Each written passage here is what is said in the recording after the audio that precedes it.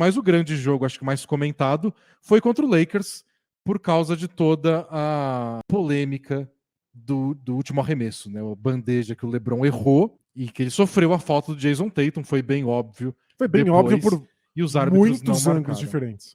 A gente fica pensando em que ângulo os árbitros não viram, foi muito contato e ainda foi forte, né? Foi uma dessas pancadas que chacoalham o braço do adversário. E aí, muitas coisas para conversar sobre isso.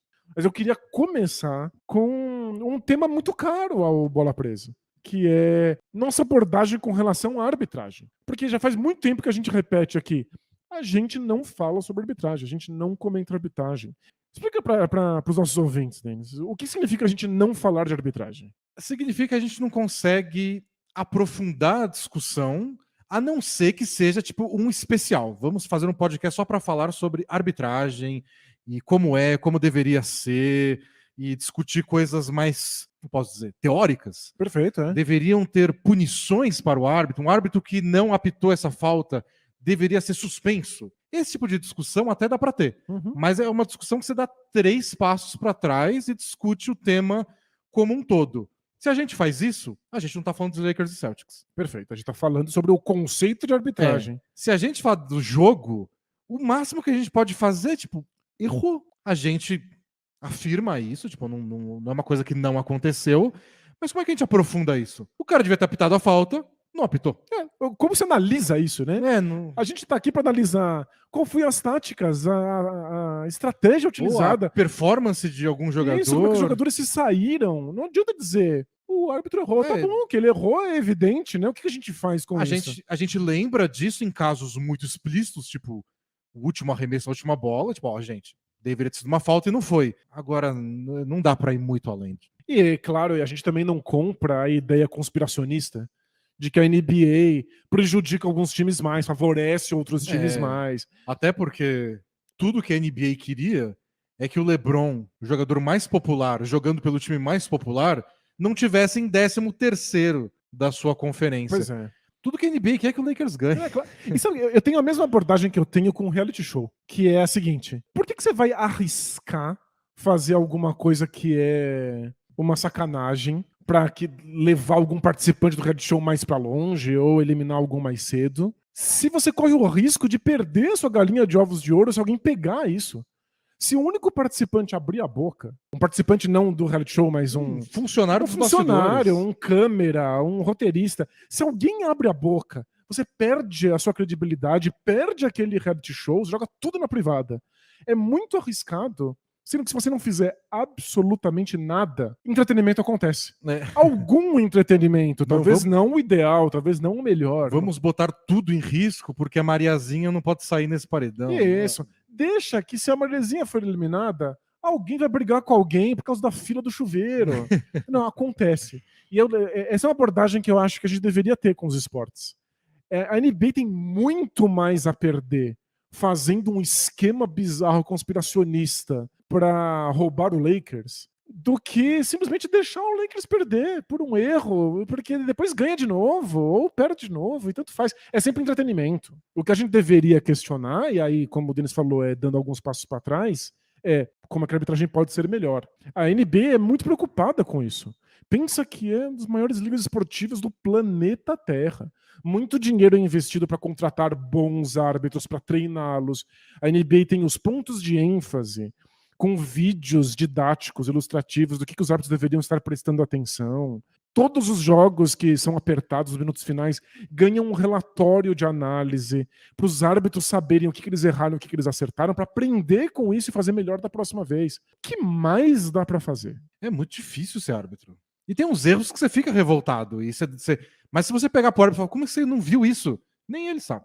Ele só não viu. É que eu não conheço nenhuma liga esportiva com tantas medidas de melhoria de árbitro quanto a NBA. E de transparência, né? De ter aquele... Todo jogo que é apertado... Tem o 2-minute report. O last 2 minutes, alguma coisa, que é o relatório que eles entregam com... nos últimos 2 minutos desse jogo, tá aqui tudo que os árbitros erraram e acertaram. Erros são exatamente isso. São erros. E a gente tem que pensar como impedi-los, como minimizá-los, mas eu não consigo imaginar como fazer melhor do que isso. O que eu acho é que eventos marcantes assim, tipo essa que o LeBron saiu chorando, caiu, ajoelhou no chão e o Patrick Beverley foi mostrar a câmera do fotógrafo, tipo, aqui a falta que você não viu. Chamou a atenção de todo mundo, tava em rede nacional, como a gente comentou mais cedo. O jogo mais importante da semana da rivalidade. Eu acho que eventos assim podem falar, tem alguma coisa que a gente poderia ter mudado? E tem um tipo de coisa que me incomoda um pouco. Diga. O desafio dos técnicos. O técnico vai lá e pede um tempo, aperta o botão verde e fala, não quero que você revise isso. Ele não vale se nada foi apitado. Então o Lakers não pode desafiar uma coisa que não aconteceu. Você só pode dizer pro árbitro que ele marcou uma coisa que ele não deveria. Isso. Você não pode desafiar ele porque ele não marcou nada. Então, se o juiz apita falta, o Celtics pode ir lá e falar, eu quero que você revise para ver se não foi falta. Então, mas é que o motivo para isso não é ético. É prático. Para você não parar um lance. O que você ia fazer? Parar o jogo? De repente o árbitro aperta, o técnico aperta um botão, o jogo para os árbitros irem ver. Você vai usar isso como recurso a parar um contra-ataque, por exemplo. É absurdo. E todas as soluções que você pode encontrar, talvez criem mais problemas. Deixa o contra-ataque acontecer. E aí o time faz a cesta no contra-ataque, aí o time recupera a bola, aí você é autorizado a pedir um tempo. Só que aí você não conta aquele contra-ataque, ou você conta o contra-ataque, tipo, ele aconteceu, mas eu vou ganhar a falta. É muito confuso. Ou você só pode fazer isso em situações assim. O jogo parou mesmo depois, nesse caso, porque acabou. Porque acabou. Mas me incomoda um pouco que é uma coisa óbvia e que uma revisão, na primeira olhada no replay, o juiz falaria, foi falta mesmo, mas não é revisável. Não sei se tem solução, mas é o tipo de caso que acho que inspiraria uma reunião. Podem sair dessa reunião falando, a gente pensou aí por muitas horas, muito brainstorm de budget, de outros estrangeirismos e não encontramos uma solução. Game design é um troço muito difícil de fazer. Você tenta consertar uma coisa, você quebra outra. Vi muita gente reclamando que os times deveriam ter mais oportunidades de desafio. Deixa desafiar mais vezes, para assim você minimiza os erros de arbitragem. Você quer ficar assistindo os árbitros terem que revisar as marcações deles? Toda vez que isso acontece, eu já sento no sofá e começo a chorar, porque leva muito tempo, é infernal. Eu acho que qualquer coisa que envolve mais desafios tem que ter um limite de tempo de desafios. Tem que ser revisável naquele um pedido de tempo que dura 2 minutos. Se você não chegou numa resposta em 2 minutos... É que, imagina, a subjetividade disso foi, você estava certo quando você pediu o desafio, mas os árbitros não tiveram tempo suficiente para perceber. Mas é que, tipo, se você precisa tanto tempo assim para ver o detalhe da câmera lenta em 7 ângulos, aí é um erro perdoável. Tá bom, pode ser. Porque por mim, cada time tem 5 pedidos de tempo, 6 num jogo. Todos eles poderiam ser revisões, né? Se não me custar mais 1 minuto da minha vida, isso, pode revisar tudo. Daqui a pouco a gente pisca e morreu. Não só dá que pra ficar assistindo a gente revisar a jogada. Só que aí você não ganha o tempo de volta. O meu sonho é que toda arbitragem não seja feita em quadra, seja feita numa central multimídia, com acesso a todos os ângulos possíveis e tecnologia de ponta em tempo real. Eu acho que no ano 2040 a gente consegue. Isso, aí vai ser muito melhor. A gente para de ter essas conversas muito desgastantes. Mas a parte que mais me incomodou dessa história toda foi que o Lakers perdeu, né?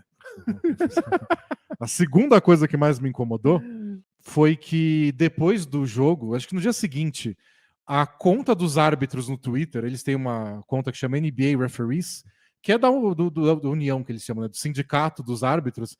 Eles têm uma conta que eles vão lá e divulgam notas, eles divulgam quem são os árbitros de cada jogo, tiram algumas dúvidas. E eles fizeram uma postagem dizendo que eles erram e que eles erraram nesse jogo e que eles ficaram arrasados e que eles perderam a noite, perderam o sono naquela noite e que esse erro estava pesando muito nas costas deles. Aquilo me incomodou. Então, dizer árbitros erram, nós erramos, até aí tudo bem. Porém, dizer que você perdeu noites de sono com a culpa e o peso, aí é complicado, porque qual era a outra opção? A outra opção é não errar. Aí parece que a gente encara a arbitragem desse jeito aqui no Bola Presa, super árbitros erram, eles estão dando um peso maior que esse. Aí a resposta é o Denver Nuggets pode ir lá, não que eles fizeram isso, mas eles podiam. Eles veem que eles tiveram mais 50 erros contra eles do que a favor e falam, esses 50 erros não tiraram o sono de vocês? Então, cara... É só quando é o LeBron que tira o sono de vocês? O Nuggets nessa situação e os árbitros dormindo. Agora, todo erro que tiver, e todo dia tem pelo menos um, Cadê o tweet dizendo que vocês perderam sono? Eles deveriam, como árbitros, ter total consciência de que eles vão errar. Faz parte da proposta. Então, eu não consigo entender que as pessoas estão reclamando. Qual é a outra opção? Tem gente aí que quer punição. Suspende ele. Eu adoro isso, sério. Como suspender um árbitro por ter sido ruim Ajuda, né? ajuda ele a ser menos ruim? Ele vai ter mais medo de errar? Então a gente chega à conclusão de que o árbitro errou na marcação de falta no LeBron porque não tinha medo suficiente. É. Sério.